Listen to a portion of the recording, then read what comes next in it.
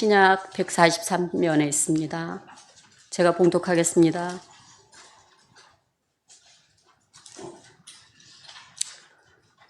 사흘째 되던 날 갈릴리 가나에 혼례가 있어 예수의 어머니도 거기 계시고 예수와 그 제자들도 혼례의 청함을 받았더니 포도주가 떨어진지라 예수의 어머니가 예수에게 이르되 저들에게 포도주가 없다 하니 예수께서 이르시되 여자여 나와 무슨 상관이 있나이까 내 때가 아직 이르지 아니하였나이다. 그의 어머니가 하인들에게 이르되 너희에게 무슨 말씀을 하시든지 그대로 하라 하니라.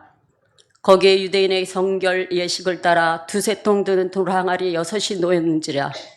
예수께서 그들에게 이르시되 항아리에 물을 채우라 하신즉 아기까지 채우니 이제는 떠서 연회장에게 갖다 주라 하시매 갖다 주었더니 연회장은 물로 된 포도주를 맛보고도 어디서 났는지 알지 못하되 물떠온 하인들은 알더라. 연회장이 신랑을 불러 말하되 사람마다 먼저 좋은 포도주를 내고 취한 후에 낮은 것을 내거늘 그대는 지금까지 좋은 포도주를 두었도다 하니라. 예수께서 이 첫 표적을 갈릴리 가나에서 행하여 그의 영광을 나타내심에 제자들이 그를 믿으니라. 목사님 나와주셔서 한국교회의 진짜 길은 이것이다라는 제목으로 말씀해 주시겠습니다.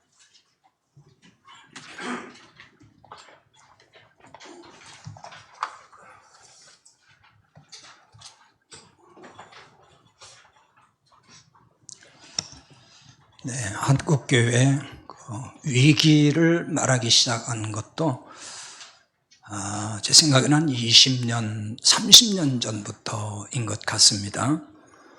그 이전에도 한국교회 위기의 그 담론이 없었던 것은 아닙니다. 그러니까 산발적이고 그렇게 여기저기서 말은 했지만은 한국교회 위기를 내다보고 경종을 울렸던 그런 사람들이 꽤 있었습니다. 그때는 그러니까 교회가 한창 한국교회가 급성장하고 있을 그때도 한국교회 분명히 위기가 온다. 이걸 얘기하는 사람들이 많이 있었어요. 그런데 한국교회 위기를 말하면은 못마땅하게 여기고 그런 사람들을 비판하곤 했죠. 교회가 이렇게 잘 성장하고 있고 세계 역사상 유례가 드물게 교회가 이렇게 커가고 있는데 무슨 위기냐 이런 식이었습니다. 교회 그 부정적인 면만 자꾸 들추어서 교회 불신을 조장한다. 그런 얘기죠. 그러니까 그 왜 자꾸 교회 문제를 얘기하고 그 문제를 자꾸만 부각시켜가지고 사람들로 하여금 교회에 대해서 나쁜 시각을 갖게 만드느냐. 이런 비판들이 사실 많이 있었습니다. 이런 그 분위기에 편성한 까닭인지 모르지만은 한국교회 문제 위기의식에 대해서 심각하게 받아들이질 않았어요. 전부 다 괜찮다. 하나님이 한국교회 사랑하기 때문에 앞으로 교회가 뭐 어마어마하게 계속 그냥 마치 그 한국 국민 전체를 다 전도할 것 같이 뭐 그런 엄청난 말들을 하고 교회 전도 운동을 했던 그런 적도 있었습니다. 근데 한국교회 위기의 현실을 받아들이든 또 받아들이지 않든지 간에 위기인 게 사실이고 위기가 지금 우리 앞에 와 있습니다. 뭐 부정한다고 해서 부정할 수 있는 것도 아니에요. 한국교회 위기를 보여주는 가시적인 지표는 여러 가지가 있습니다. 그중에 현실적으로 체감하는 것이 있는데 그게 한국교회 전체 교인 수가 급감하고 있다는 거죠. 매년 교단마다 이제 총회가 열리면 그 통계가 나오는데 뭐 적게는 몇만 명에서 몇십만 명씩 계속 줄고 있어요. 급속도로 줄고 있습니다. 2020년부터 2년간 전국에서 4천여 교회가 교인수 급감으로 인해서 문을 닫았다고 한 통계가 있어요. 2년 동안 4,000개의 교회가 다 문 닫은 거예요. 왜 그런지 그 이유에 대한 분석도 뭐 다양하게 나와 있긴 합니다만은 여러분도 그 분석이 가능할 정도로 한국교회 문제점은 이미 거의 다 노출이 됐다고 볼 수가 있어요. 한국교회 그 위기로 이렇게 빠뜨린 여러 요인들이 이제 한둘이 아니죠. 그 중에 뭐 다 아는 얘기지만은 목회자의 어떤 그 비윤리성이라든지 교회 세습 문제, 이게 유행같이 지금 퍼져 있거든요. 크고 작은 교회를 떠나서. 또 대형교회 일부 뭐 비리 같은 거, 이런 게 전부 언론에 보도가 되고 전부 다 드러났습니다. 다 알고 있어요, 누구든지. 뭐 말 하나도 다 알고 있죠. 게다가 이 코로나 팬데믹을 거치면서 한국교회가 정말 그 위상이 완전히 꼰두박질 내버렸어요, 그나마. 그리고 이제 잘 살게 되면서 신앙생활에 대한 관심도가 점점 떨어져요. 다들 지금은 소위 레저 문화의 욕구가 분출되어 있고 그 욕구가 굉장히 증가하고 있습니다. 연휴 쉬는 날만 있으면 뭐 공항이 그냥 매 터지고, 참 문제 어디로 놀러 갈까 이국리입니다. 어떻게 하면 예배 잘 드릴까? 어떻게 하면 우리가 주님 앞에 바르게 살까? 뭐 그런 생각을 이제 하지 않고, 어떻게 하면 어디 가서 멋있게 놀다 올까? 어디가 즐겁게 즐기다 올까? 막 이런 생각. 교회에 대한 관심, 영적인 관심, 이런 게 점점점 희박해져 가요. 관심 별로 없어요. 특히 젊은 세대로 갈수록 그렇습니다. MZ세대 그러죠. 이 세대는 기독교뿐만 아니라 그냥 모든 종교에 관심이 없는 걸로 지금 통계상 나타나고 있습니다. 종교 자체에 관심이 없어요. 자, 이런 것들이 뭐 한국교회 여러 그 위기를 만들어냈고 지금도 그 위기에 직면해 있지요, 사실. 그러나 교회 위기를 불러온 진짜 이유는 다른 데 있습니다. 다른 데서 찾아야 됩니다. 오늘 본문 말씀은 한국교회의 진짜 위기를 가져온 게 무엇인지를 보여주고 있어요. 개인적으로 영적 위기에 직면하는 여러 원인도 바로 이제 이런 데서 찾아야 됩니다. 오늘 본문의 말씀은 이 교회 좀 다닌 사람은 다 아는 이야기죠. 예수님께서 갈릴리 가나라고 하는 마을에 혼인잔치집에 가셔가지고 물을 포도주로 만드셨다. 이 이야기는 다 아는 얘기입니다. 이 가나라는 마을에서 결혼식이 있었어요. 예수님의 어머니는 아마도 이미 가 있었던 걸로 보여요. 오늘 말씀을 보면은. 그래서 이 혼인집이 예수님 집안, 그러니까 예수님과 친척 관계가 아닌가, 이렇게 이제 보는 견해도 많이 있습니다. 아무튼 이 혼인잔치가 그 동네에 열렸는데 예수님과 제자들도 초청받아서 그곳에 가시게 됐다, 그 얘기입니다. 결혼 그 잔치에 참석을 했습니다. 그런데 이 혼인잔치집에 문제가 발생했습니다. 그것은 포도주가 그 바닥나고 있었다는 거죠. 오늘 3절에 보면은 포도주가 떨어진지라 이렇게 나와 있죠. 떨어진지라, 이 말은 부족하다, 모자라다, 그런 뜻입니다. 당시 혼인 잔치집에서 잔치 중에 포도주가 바닥난다 그러면은 이건 큰 위기입니다. 그리고 이건 망신을 당하는 것입니다. 유대인들은 혼인잔치를 하루 이틀 하는 게 아니고 일주일 이상을 합니다. 지금도 그런 풍습들이 있다고 그러더라고요. 근데 이때 이제 포도주가 모자라면은 이걸 아주 큰 수치로 여겼어요. 그래서 이게 굉장히 중요한 요소입니다. 이 잔치집에 포도주가 떨어졌습니다. 예수님의 어머니 마리아가 예수님께 와서 포도주가 지금 다 떨어졌다, 바닥났다, 이렇게 알려줍니다. 이 잔치가 파행으로 끝날 수 있는 그 사태에 지금 직면한 거죠. 하나님은 한국교회가 위기에 빠진 이유를 여기서 보여줍니다. 이 한국교회에 포도주가 떨어졌다는 것이죠.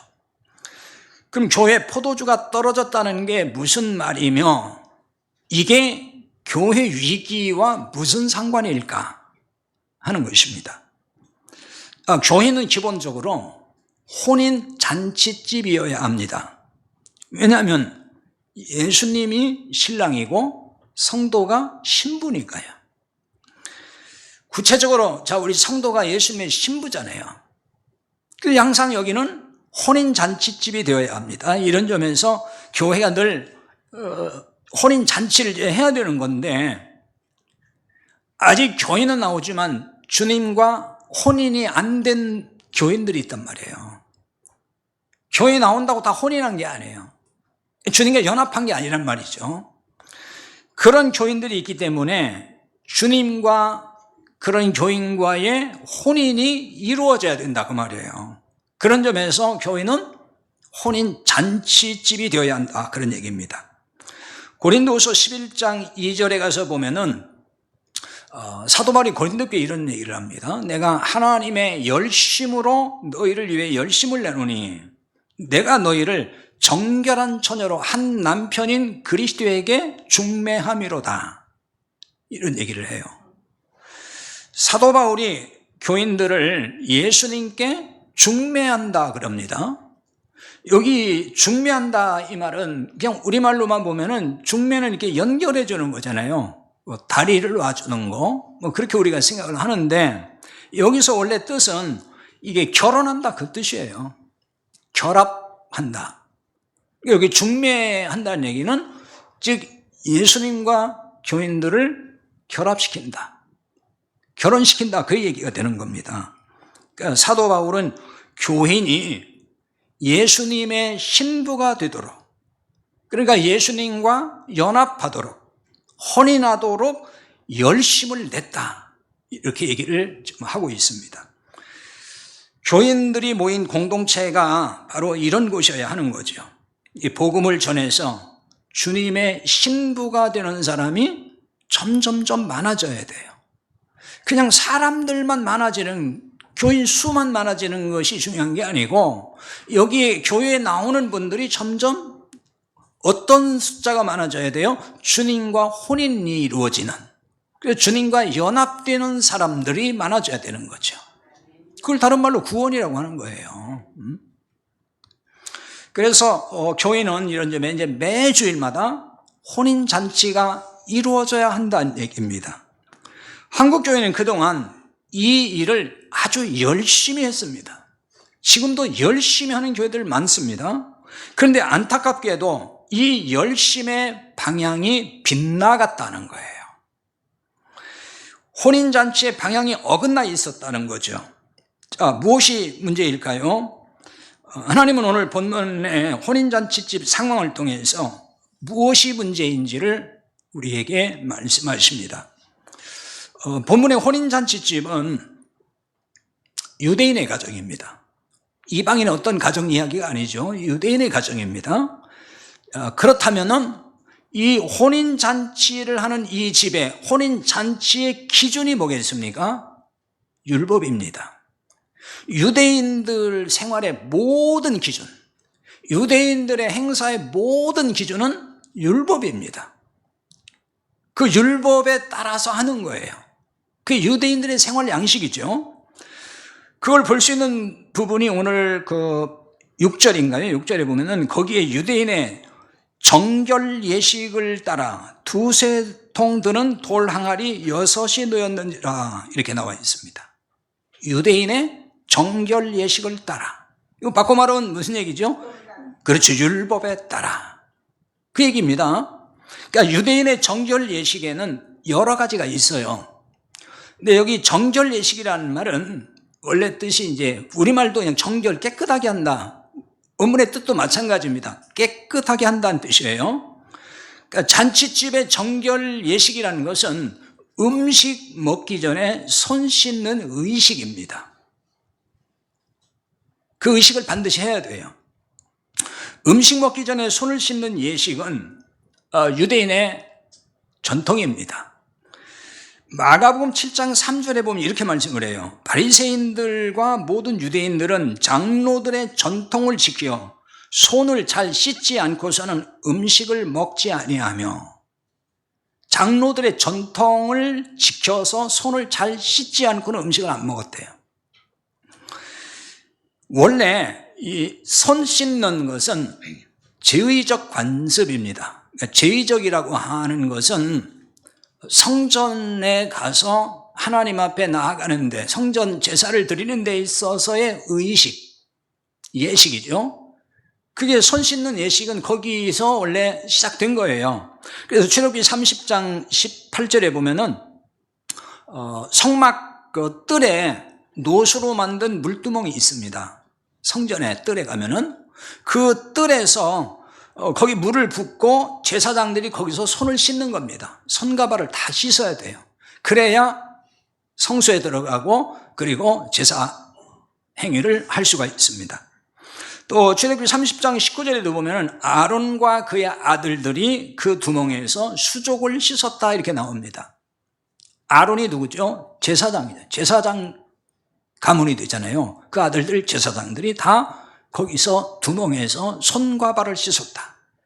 이게 이제 정결 예식이에요. 이겁니다.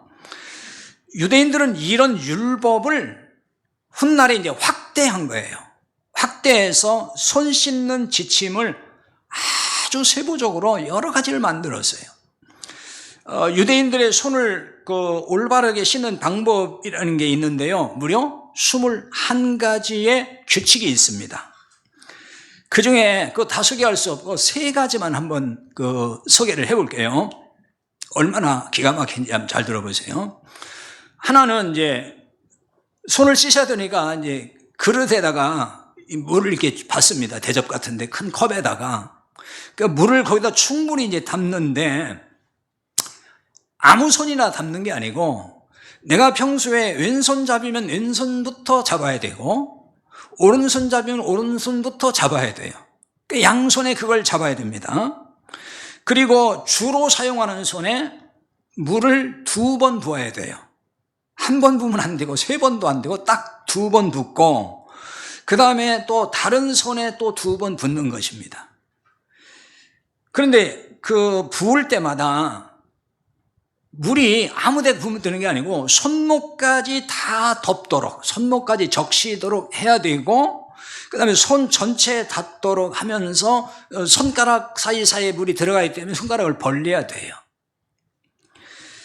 만일 이렇게 이제 물을 이렇게 붓고 씻다가 한 손에 아직 씻지 않은 손을 닿거나 또 아니면은 다른 사람 손에 닿거나 또 다른 물건에 닿으면은 이게 이제 부정 탔다 그래가지고 부정하다고 여겨가지고 그게 이제 다 처음으로 돌아가야 되는 거예요.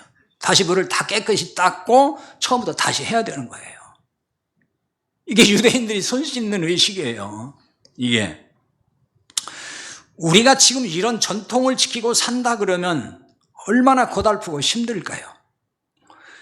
이런 지침은 율법에 그렇게 나왔느냐? 율법에는 없어요. 율법에 나온 게 아닙니다. 이게 사람이 만든 세부 지침이고 이게 유전이 되고 이게 전통이 돼버린 거예요. 시작은 이런 거겠죠. 우리가 좀 더 깨끗이, 좀 더 정결하게, 그래서 하나님 앞에서 좀 더 바르게 한번 해보자. 뭐 이런 열심이 처음엔 동기가 됐겠죠. 그 시작은 그렇게 한 거예요. 그래서 그냥 한두 가지가 아니고 조목조목 그냥 세부적으로 다 만들어 놓은 거예요. 그런데 그게 결국 전통이라는 것이 사람을 위해서 필요한 건데 사람이 전통을 위해서 있는 꼴이 되고 말았다는 거죠. 그리고 거기에 이제 얽매여서 살고 전통의 노예가 되고 말았다는 거죠. 다시 본문의 혼인잔치집으로 돌아와서 한번 생각을 해보겠습니다. 이 집에는 유대인 정결 예식에 따라서 2-3통 드는 돌 항아리 6이 있었다 이렇게 나와 있습니다. 바로 이 돌 항아리에 물을 부어 놓고 그 물을 사용해서 오는 손님들이 이제 손발을 씻는 거예요. 그게 정결 예식입니다. 그걸 해야 되는 겁니다. 그러니까 이것은 이 집의 혼인잔치가 앞서 살펴봤듯이 유대인의 전통에 따라서 율법에 따라서 하고 있다고 하는 하나의 증거가 분명히 되는 거예요. 자, 앞서 한국교회의 열심의 방향이 빗나갔다고 말씀을 드렸는데요. 바로 이런 점인 것입니다. 자, 한국교회는 그 열심이 세계 어느 교회도 따라갈 수 없을 정도로 정말 열심이죠. 지금은 좀 더 시들해졌다고는 하지만 아무튼 한국교회 교인들의 열심은 대단합니다. 근데 그 열심의 특징이 보면은 율법주의적인 전통에 따른 열심이에요. 이게 강세를 이루고 있는 거죠. 거의 보면은 율법에 따른 열심인 거예요. 다른 열심이 아니에요. 이렇게 얘기하면 나는 그렇지 않아서 이런 사람이 많더라고요. 근데 그걸 몰라요. 몰랍니다. 제가 그 구체적인 사례를 지금 얘기하지 않겠습니다. 그런데 이렇게 이제 율법에 따른 열심, 이 열심의 문제를 사도 바울이 로마 10장 2절에서 이렇게 얘기를 한다고요. 유대인들의 열심 대단하잖아요. 야, 너희들이 하나님께 열심이 있으나 올바른 지식을 따른 것이 아니다. 하나님의 의의를 모르고 자기 의의를 세우려고 힘써 하나님의 의의를 복종하지 않는다. 그게 유대인들이 그랬다는 거예요. 이게 유대인들의 열심의 특징이었습니다. 근데 다 누구를 위해서 그랬어요? 하나님을 위한다고 하는 열심이 이랬단 말이에요. 우리 한국교인들은 안 그런가요? 다 주를 위해서, 하나님을 위해서 그러면서 열심을 내고 있잖아요. 근데 여기에 딱 맞는 말씀이에요. 이게 지금 한국교회 열심이. 전부 다 지금 율법에 따라서 올바른 지식을 따른 열심이에요. 올바른 지식이 뭔지 아세요? 복음을 말하는 거예요. 거기서 나온 열심이 아니고 그 율법적 열심. 열심히 하면 복 받는다. 안 하면 뭐 매맞고 뭐 저주받는다. 뭐 이런 동기, 이런 것 때문에 하는 열심. 그 열심이란 말이에요. 그리고 다 자기 의의를 세우려고 하는 열심. 그래서 하나님의 의의를 복종하지 않는다. 지금 그 얘기예요. 이게 지금 유대인만의 문제가 아니고 한국교회의 문제예요. 그거 보여주고 있습니다. 자, 당시 잔치집에는 포도주가 잔치에서 대단히 중요한 요소로 작용을 했습니다. 그러면 이 잔치집 포도주가 의미하는 게 무엇일까요? 누가복음 5장 37절에 가서 보면 이런 말씀이 있어요. 새 포도주를 낡은 가죽 부대에 넣는 자가 없나니 만일 그렇게 하면 새 포도주가 부대를 터뜨려 포도주가 쏟아지고 부대도 못 쓰게 되리라. 새 포도주란 말이 나와요. 또 누가복음 5장 39절에 보면은 묵은 포도주를 마시고 새 것을 원하는 자가 없나니 이는 묵은 것이 좋다 함이니라. 새 포도주가 나오고 묵은 포도주가 나오죠. 서로 상반되는 개념입니다. 이 묵은 포도주는 뭐냐면 옛 언약, 구약의 율법이에요. 그걸 묵은 포도주라고 여기서 지금 말씀하는 거예요. 그럼 새 포도주는 뭐냐? 새 언약, 그리스도의 복음입니다. 유대인 잔치집에서 사용한 포도주는 어떤 포도주를 의미할까요? 어떤 포도주를 상징하는 걸까요? 묵은 포도주입니다. 잔치집에서 이 포도주가 지금 떨어진 거예요. 그리고 이 묵은 포도주가 떨어졌다는 말은 율법적 전통에서 비롯된 위기를 의미하는 거예요. 율법적인 행함을 통해서 하는 이런 잔치는 반드시 위기를 맞는다 하는 걸 보여주는 것입니다. 이 말은 율법으로는 진정한 혼인잔치가 될 수 없다 그런 뜻인 거예요. 결국 파행을 가져올 수밖에 없다. 왜 그럴까요? 율법의 의의로는 예수님과 혼인할 수 없으니까 그런 거죠. 율법의 행함으로 예수님과 연합할 수 있어요? 할 수 없잖아요. 그러니까 그 혼인은 파행이 되는 거예요. 안 되는 거예요. 불가능해지는 겁니다. 그런데 율법의 행함으로 주님과 혼인할 것처럼, 아니 혼인을 아주 했다고 그렇게 가르치는 교회들이 많잖아요. 그래서 교인들이 율법적 열심을 내도록 다양한 방법을 도입을 한단 말이에요. 각종 프로그램을 도입하죠.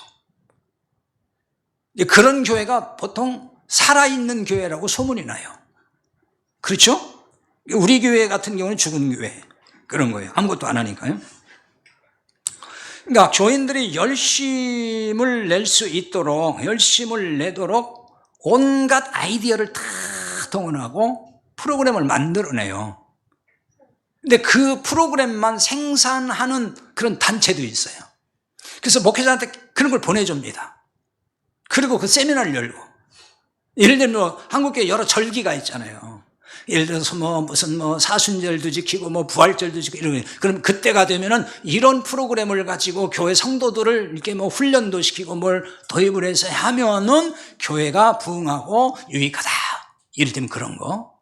그 다음에 각종 기도의 프로그램. 그래서 요즘에 무슨 다니엘 기도회니 뭔 기도회니 유행처럼 막 나왔다가 그 다음에 들어갔다가 또 나오고 막 이러거든요. 근데 그 프로그램을 또 개발한 사람도 있어요. 그것만. 그걸 팝니다. 계속. 교회에 그걸 전달을 해주고. 그러니까 여러 가지 아이디어를 막 동원시키는 거예요. 저도 한때는 그런 목회를 추구했어요. 왜냐하면은 이게 교회 성장주의로 가면 이렇게 안 할 수가 없어요. 숫자를 늘리려는 방법으로는 이런 것밖에 없거든요. 그냥은 안 돼요. 그러니까 계속 그런 프로그램을 도입을 해서 성도들을 속된 말로 뺑뺑이 돌린다 그래요. 성도들 편하게 놔두면 안 된다는 거예요. 목회들 간에 그 얘기들 한다니까요. 공공연하게. 신자들은 편하게 놔두면 안 된다. 그런 얘기 한단 말이에요, 실제로. 자, 이와는 반대로 열심 내게 하는 프로그램이 없으면은 영적으로 죽은 교회처럼 생각을 해요. 마치 생명을 잃은 교회 같이. 이런 생각들을 갖게 해요. 그래서 각종 기도회를 막 만들어낸다고요. 그래서 다니엘 기도회, 사무엘 기도회, 뭔 기도회, 남전들 무슨 기도회, 여전들 무슨 기도회, 그 다음에 분기별로, 몰별로, 주일별로 해가지고 막 그런 기도회도 많이 생산해나고, 그 다음에 거기다 또 성경 공부 모임, 또 전도 행사 등등 해가지고 여러 가지 그 프로그램들을 막 돌려댑니다. 그거를 끊임없이 주중에, 그 일주일 내내 교인들이 교회에서 북적북적 막 들락날락 하면서 해야 그게 교회가 부흥한다, 살아있는 교회다, 이렇게 생각을 한 거예요. 사실이 그럴까요? 한국교회가 그동안 그렇게 해왔어요. 근데 지금 어떻게 되고 있어요? 이렇게 떨어지고 있잖아요. 그렇게 했는데도. 이게 뭘 의미하는지를 우리가 알아야 됩니다. 그거 알아야 돼요. 그러니까 이런 행사에 열심으로 참석을 해야만이 그 성도도 영적으로 산 성도가 되고, 참석도 안 하고 소위 말하면 뺀질거리고 빠지고 그러면은, 그렇죠, 믿음도 없고 그냥 영적인 것도 아니 육적인 사람이고 다 이렇게 취급받는다는 거예요. 정서가 그래요. 어떤 분위기가 그렇다니까요. 그러니까 이런 열심을 내게 하면은 갈수록 효과를 봐야 되잖아요. 한동안 효과를 봤어요. 근데 지금은 이제 효과를 못 봐요. 하도 많이 해가지고. 이제는 안 됩니다. 그래서 이제 교인들을 영적으로 피로하게 만들었어요. 피로감이 막 누적돼 버린 거예요. 하도 교회에서 행사를 많이 하니까. 거기에 또 이렇게 서포트하고 또 섬기는 분들이 많잖아요. 그분들은 그냥 교회에 와서 늘 살다시피 하는 거예요. 얼마나 힘들겠냐고요. 각종 프로그램에 지쳐가는 교인들이 많아요. 그래서 어떤 교회에서는 영적 탈진 현상이 나오고, 그래서 아예 교회를 떠나고 하는 이런 현상들이 있어요. 실제 제가 보는 거예요, 그걸. 우리 교회는 상관없는 얘기를 제가 지금 사실은 하는 거예요. 우리 교회는 상관없어요.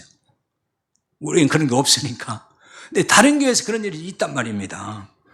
그러니까 혹시라도 여러분이 왜 우리 교회는 그런 게 없지? 이러면서 우리 교회는 다 죽었나?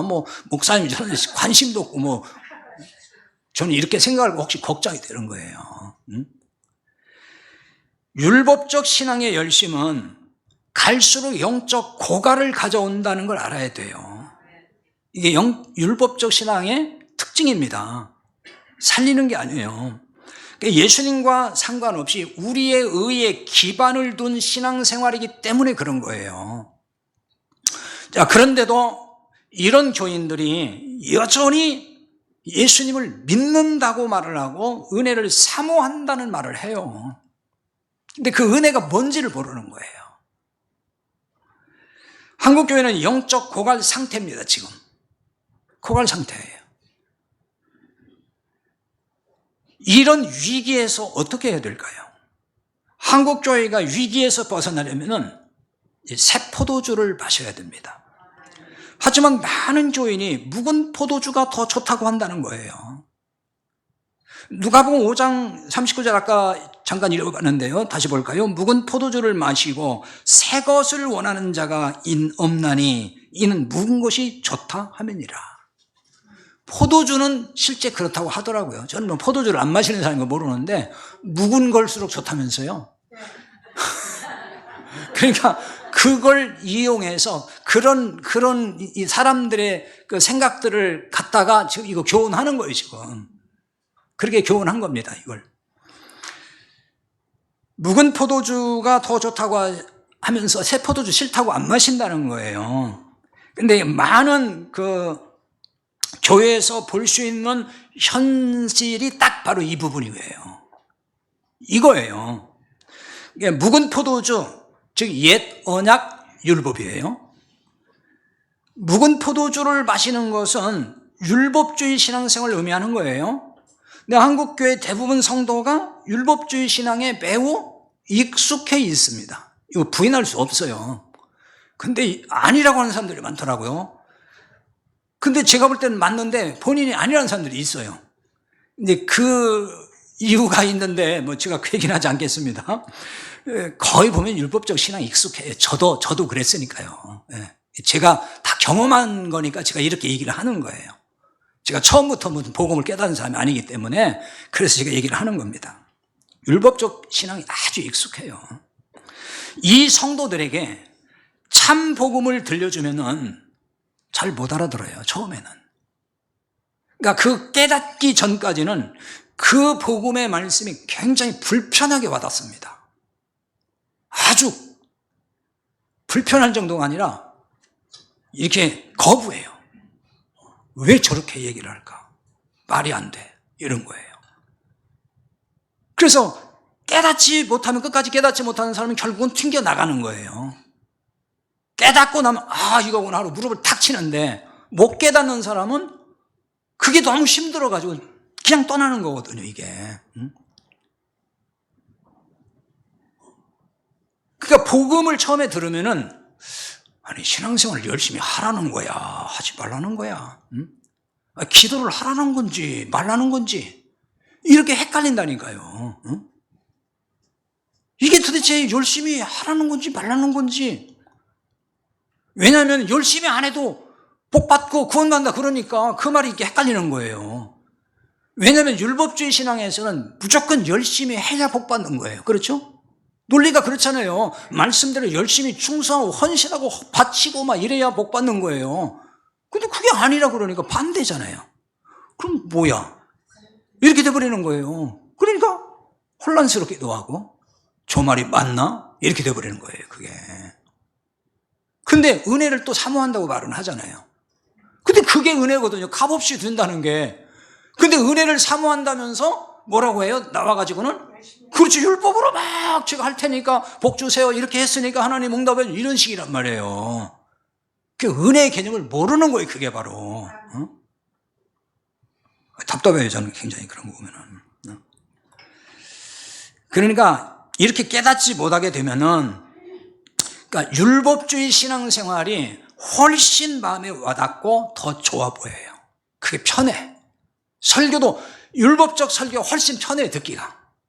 왜냐하면은 세상 종교의 논리나 인생 살아가는데 모든 상식적 논리가 똑같거든요, 그게. 그러니까 와닿는 거예요, 그게. 다 그렇잖아요. 예를 들면 착하게 살아야 돼, 내가 열심히 뭘 잘해야 돼, 그래야 복 받는 거야. 그거 세상 논리잖아요. 세상 다 그렇게 얘기하잖아요. 모든 종교가 그렇게 얘기하고. 근데 복음은 뭐예요? 그렇게 얘기 안 해요.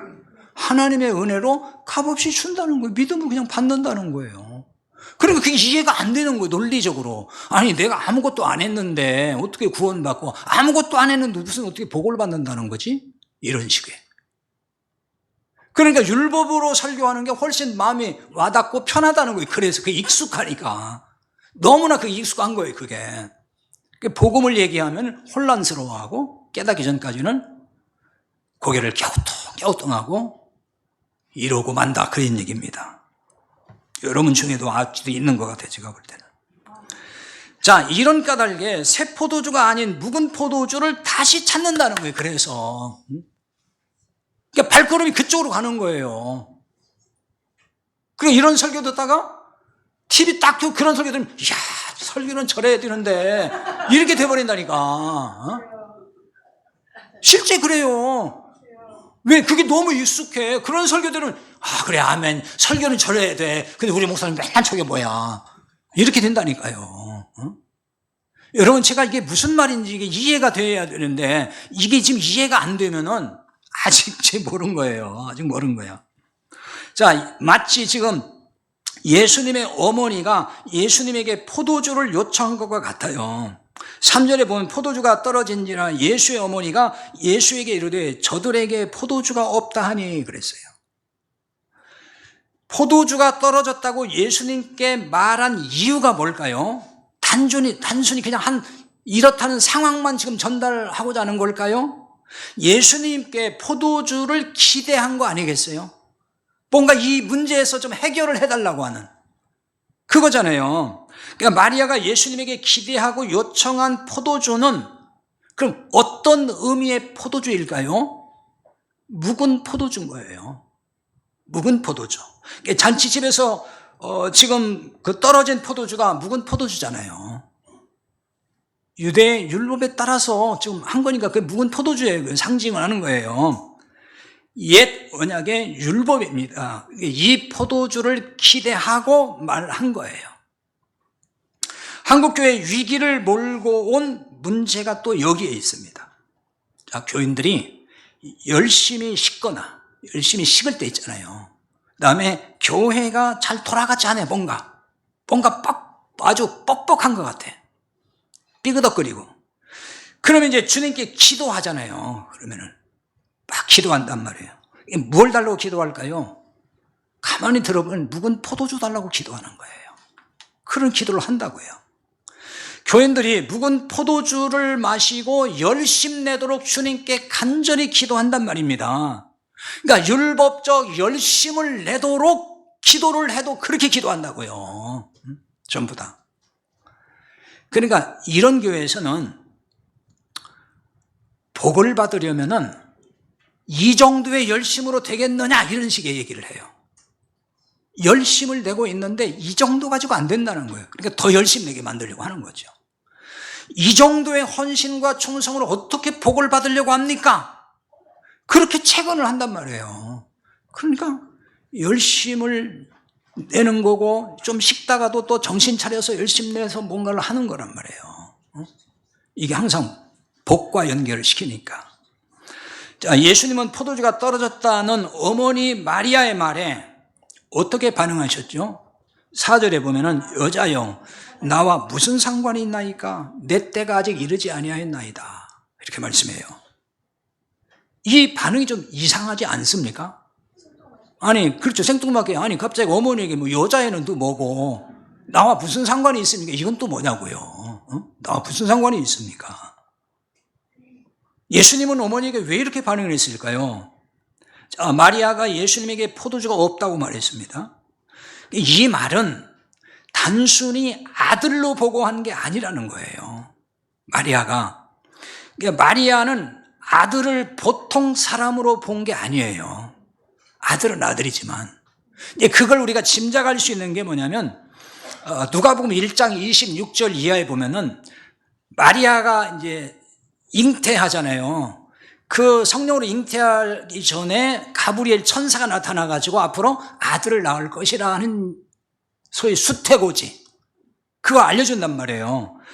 근데 그 아들은 지극히 높으신 이의 아들이라 일컬어질 것이라고 얘기를 해주고 다윗의 왕위를 그에게 준다, 그런 얘기도 해줘요. 엄청난 얘기를 해줘요. 누가복음 2장에도 가보면은 마리아가, 자, 예수님이 이제 낳았어요. 예수님이 탄생됐습니다. 그때 목자들이 찾아왔어요. 처음. 목자들이 왜 왔냐면은 하늘에서 천군 천사가 나타나서 찬송하는 거 들었잖아요. 지극히 높은 곳에서는 하나님께 영광이요 땅에서는 기뻐하심을 입은 사람들의 평화로다. 그러니까 이것을 보고서 와서 전해준 거예요.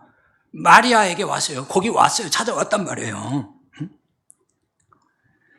마리아는 이 모든 말을 마음에 새겨 생각했다 이렇게 나와 있어요. 깊이 새긴 거예요. 아, 이 아들이 보통 아들이 아니구나. 이런 일련의 과정을 보면 마리아는 예수님을 아들 이상으로 봤다는 것이 분명합니다. 그게 메시아로까지 봤느냐 여기까지는 알 수 없어요. 그건 아닌 것 같아요. 메시아로까지 보았다고 할 수는 없지만은 아무튼 하나님과 특별한 관계가 있는 사람, 그 아들 이렇게는 본 거예요. 이런 점에서 포도주가 떨어졌다고 예수님께 지금 얘기를 한 겁니다. 분명히 마리아는 예수님이 아들이라서 이 말을 했어요. 그런데 예수님은 이 마리아의 말을 어떻게 이제 받아들이고 알아들었냐면은 하나님의 개입을 요청하는 말로 들었다는 거예요. 아, 어머니가 나를 통해서 하나님의 기적, 능력이 나타나서 이 문제가 해결되기를 바라는구나. 이렇게 들었다는 거죠. 이 때문에 여자여 나와 무슨 상관이 있나이까 이렇게 대답한 걸로 보여요. 그럼 이게 무슨 말이냐면요. 어머니를 여자여 그랬잖아요. 우리말에서 여자여, 이 여자가 그러면 이건 굉장히 하대하는 것이 되어요. 근데 그 당시에 여자여, 이건 우리말로 번역하기가 어려운 단어예요, 이게. 이 헬라어 말에 여자여 이 말은 이제 귀네 그러는데 적당한 말이 없어요, 우리말에. 여성을 굉장히 존중하고 높이는 말이거든요. 그렇다고 해서 뭐 사모님 아니면 뭐 여사님 뭐 이렇게 뭐 높이는 말이 보이죠, 보통 요즘에 여성을 그냥 이렇게 높일 때 우리말에 특별하게 없는 것 같아요, 제 생각에. 그러니까 요새는 뭐 여사님, 뭐 사모님 뭐 이렇게 말을 하잖아요, 높여줄 때. 그러니까 이게 아마 그 적당한 말이 없어서 여자로 번역을 한 것 같은데 우리 정서에는 안 맞는 거죠. 여자야, 아니 어머니한테 여자야가 뭐야? 근데 그 말이 아니라는 거. 굉장히 존경하고 존중하는 말이라 그겁니다. 그 십자가상에서도 그렇게 말씀하잖아요. 여자여, 요한을 보면서 아들이니이다. 그때 똑같이 여자여 그랬습니다. 그러니까 예수님이 지금 어머니를 이렇게 부르는 것은 공적 관계 호칭이라고 볼 수 있는 거예요. 지금 예수님이 지금 공생애를 시작했거든요. 그러니까 공생애 메시아로서의 시작을 했기 때문에 이제 어머니가 요청하는 것이 하나님과의 관계 속에서 요청하는 걸 알고, 그러니까 사적인 얘기가 아니 이런 걸 알고서 이젠 또 공적인 대답을 한 거죠. 그러니까. 그래서 여자여 이렇게 했다고 볼 수 있습니다. 근데 여자여 나와 무슨 상관이 있나이까? 직역을 하면 이 말이요. 여자여 나와 나에게 당신에게 무엇입니까? 그런 뜻이에요. 그 뜻이라기보다는 그렇게 직역할 수 있어요. 이게 되게 어려워요, 이 말이. 여기 우리말에는 지금 나와 무슨 상관이 있나이까? 당신이란 말이 원문에는 있어요. 그런데 그 말은 빼놓고 나와 무슨 상관이 있나이까 그랬는데 원래대로 그냥 직역하면은 나에게 그리고 당신에게 무엇입니까? 누굽니까? 그런 말이에요. 지난주에 제가 설명을 한 것 같은데요. 그러니까 무슨 상관이 있나이까 이 말은 헬라어의 그 의문대명사로 쓴 티스라는 말이거든요. 그 말이 누구, 무엇, 어느 것 그런 말이에요. 그러니까 나와 당신에게 무엇입니까? 근데 이런 이런 용법이 의견 차이가 있을 때, 생각이 다를 때에 쓰는 용어예요, 이게. 이런 표현이 나와요, 성경에. 구약에도 몇 군데 나오는데 신약에 있는 거 한번 살펴볼게요. 마태복음 8장 29절에 보면은 귀신 들린 사람이 예수님에게 이런 얘기를 해요. 하나님의 아들이여 우리가 당신과 무슨 상관이 있나이까? 표현이 비슷하죠? 그런 때 쓰는 말이에요, 이게요. 여자여 나와 무슨 상관이 있나이까? NIV 성경이라고 쉬운 성경이 있어요. 뉴 인터내셔널 버전이라고. 이 성경 영어 성경을 그냥 그걸 좀 번역을 하면은 영어 성경에 이렇게 되어 있어요. 거기에는 당신이라는 말이 들어가 있어요. 그 원문에 있는 걸 그대로 번역한 거죠. 당신은 나를 관련시키려 합니까? 당신은 왜 나를 관련시키려 합니까? 혹은 당신은 나를 왜 여기 끌어들입니까? 그 말이에요, 이게. 영어 성경은 그렇게 되어 있어요. 나를 왜 여기 끌어들입니까? 그러니까 내가 누군지 잘 알고 있지 않습니까? 라는 의미를 여기 담고 있는 겁니다. 그런데 내 때가 아직 이르지 아니하였나이다 라는 말이, 이 말이 또 어려워요. 난해합니다. 그러니까 포도주를 해결할 수 있다거나 아니면 불가하다거나 뭐 그런 식으로 표현하면 될 텐데 아직 내 때가 이르지 아니했습니다. 이렇게 말씀을 하니까 이거 어려운 말이잖아요. 그런데 이렇게 말씀을 하시고는 물로 포도주를 만드셨어요. 이건 뭘 말하는 거냐면요, 예수님이 만든 이 새 포도주가 무엇을 의미하는지를 이제 계시해 주는 거예요. 아직 때가 돼서 이걸 정확하게 다 얘기할 수는 없지만은 이 사건을 통해서 예수님이 무엇을 하는 분인지를 거기에 계시했다는 것입니다. 그러니까 물이 포도주로 변하는 표적을 통해서 예수님이 메시아이심을 지금 보여주는 거예요. 그러니까 묵은 포도주가 아닌 새 포도주를 주실 그리스도라는 뜻을 여기 지금 담고 있는 거예요. 이 표적을 통해서. 그러니까 내 때라는 말은 십자가에서 죽을 때, 그 말을 말하는 겁니다. 그러니까 진짜 새 포도주는 이때가 되어야 그때 준다, 이런 말씀인 거예요. 그걸 보여주는 것이 누가복음 22장 20절이에요. 거기 이제 제자들과 이렇게 성만찬이라고 그러죠.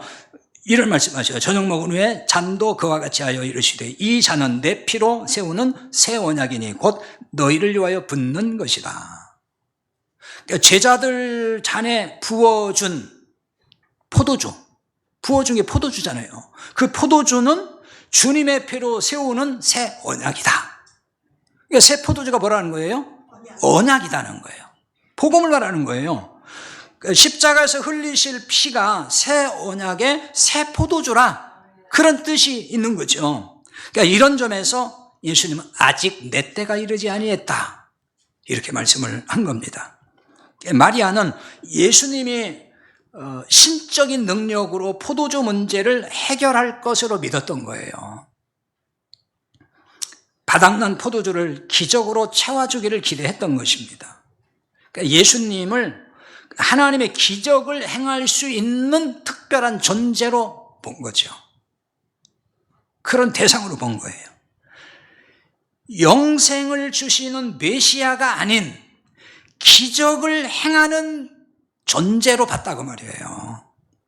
예수님은 영생을 주시는 분으로 봐야 되는데 그보다는 그 현실의 문제를 해결해 줄 수 있는 능력이 있는 그분, 그렇게 봤다는 말이에요.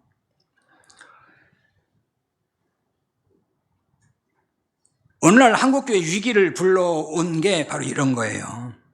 그러니까 예수님을 다 믿는다 그러잖아요. 예수님을 믿는 중요한 이유가 삶이 어려울 때마다 예수님이 기적을 베푸셔서 형통하게 살고 싶다는 거, 그것이 예수님을 믿는 이유에 있어서 굉장히 중요한 이유가 되고 있어요. 한국교회 교인들이 특성이 그래요. 인생 문제 해결사로서의 예수님을 믿고 있다는 거죠. 그러니까 문제가 오면 이제 짐 싸들고 기도원 가라고 하는 분도 있잖아요. 하나님, 제가 빚 갚을 날이 이제 일주일밖에 안 남았는데 어떡하십니까? 어떡합니까? 저한테 돈 좀 주세요. 그 돈 해결을 해주는 분, 해결사, 이를테면은. 또 뭐 어떤 문제가 막 복잡해지면 또 그거 해결해달라고. 그 해결사로서 예수님을 믿고 있다는 거예요, 많은 사람들이. 예수님은 이 땅에서 사람이 겪는 온갖 문제 해결사로서 오신 게 아니에요. 요한복음 10장 10절에 예수님이 이렇게 말씀해요. 내가 온 것은 양으로 생명을 얻게 하고 더 풍성히 얻게 하려 함이니라, 이렇게 말씀합니다. 예수님 오신 건 생명을 주기 위해서, 영생을 주기 위해서 오신 거예요. 영원한 생명을 주시게 왔단 말입니다. 그러니까 예수님이 표적으로 표현한 각종 기적을 행하신 이유가 여기에 있는 거예요. 그러니까 예수님께 매달리면 이런 기적들이 달 나타나가지고 우리 인간 생활이 다 평탄해지고 형통해진다는 걸 보여주는 게 아니고 그 여러 가지 기적을 표적으로 보여줌으로 인해서 예수님이 메시아고 그분이 우리에게 영원한 생명을 주는 분이다 이걸 보여준다 그 말이에요. 요한복음 20장 30절 31절에 그렇게 나와 있어요. 예수께서 제자들 앞에서 이 책에 기록되지 아니한 다른 표적도 많이 행하셨으나 오직 이것을 기록하면 너희로 하나님의 아들 그리스도이심을 믿게 하려 하며 또 너희로 믿고 그 이름을 힘입어 생명을 얻게 하려 함이니라. 여기 표적이 나오잖아요.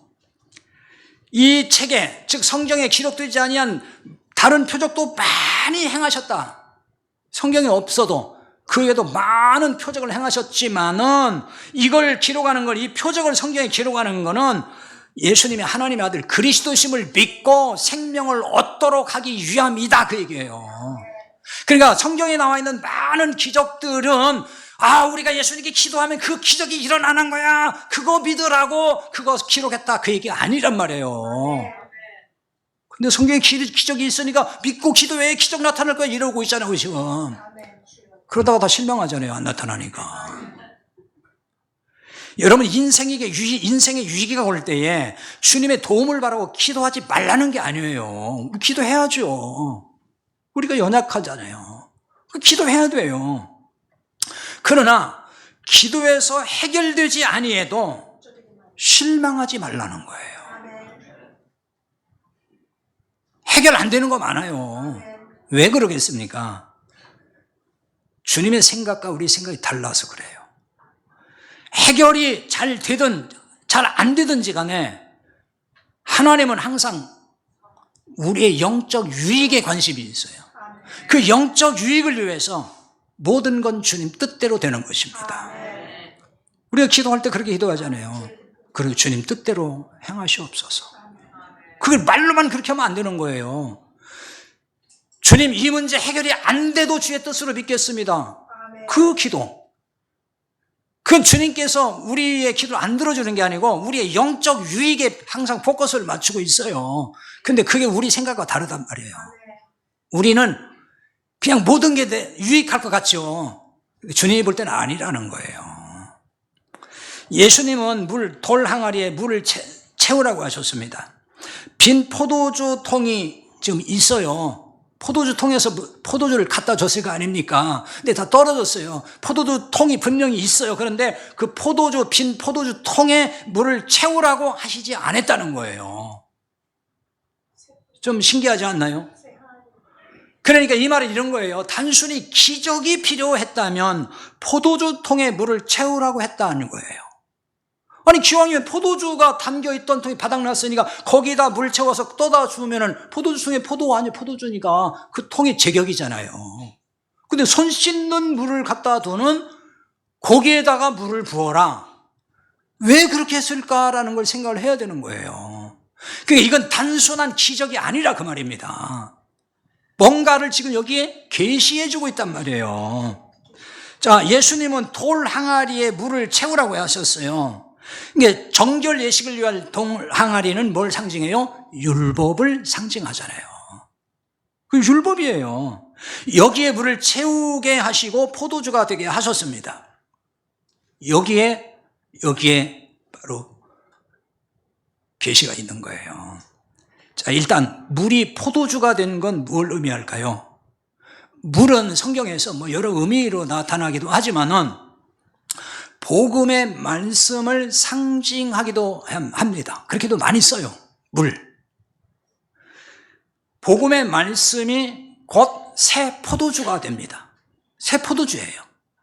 이사야 55장 1절 예배 전에 항상 인도자가 낭독하는 말씀인데 너희 모든 목마른 자들아 물로 나오너라. 돈 없는 자들 와라. 너희는 와서 사먹되 돈 없이 와서 포도주와 저절을 사라 그랬어요.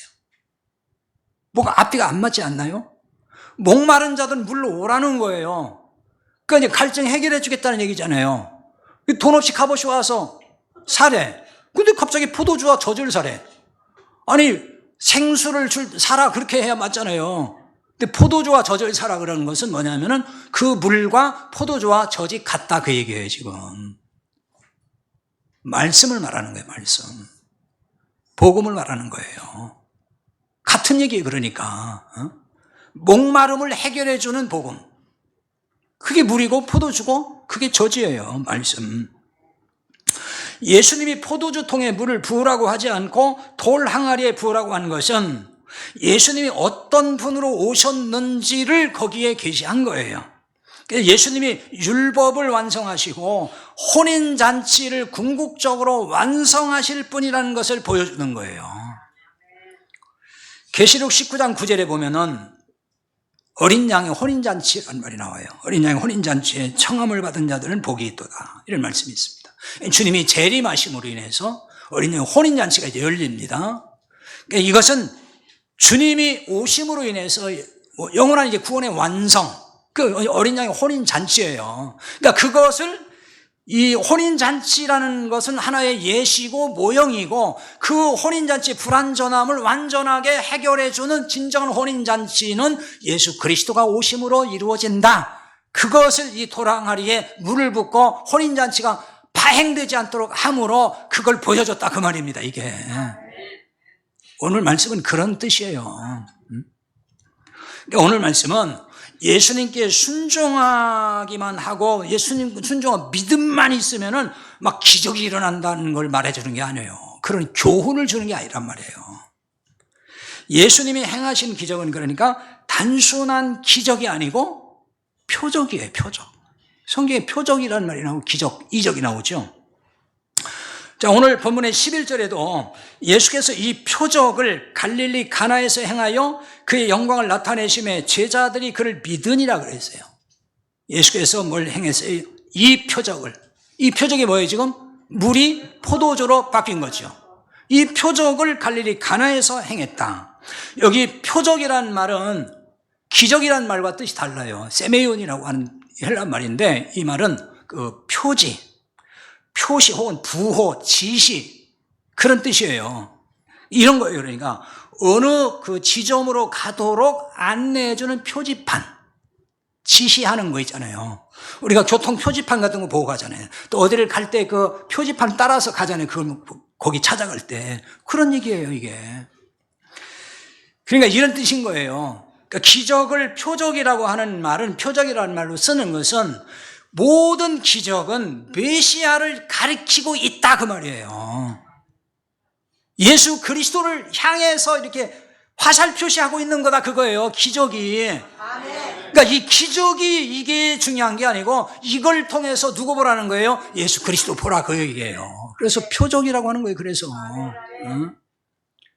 메시아를 알아보고 믿으라는 거죠. 그러니까 기적을 보고 기적만 믿지 말고 기적을 보고 예수님을 발견하고 믿고 구원받으라는 거예요. 그런데 많은 교인이 예수님을 메시아로 믿지 않고 기적 자체만 붙들고 있어요. 기적 자체만. 영생에 관심은 없고 이 땅에서 기적으로 그저 욕심이나 채우려고 한다는 거죠.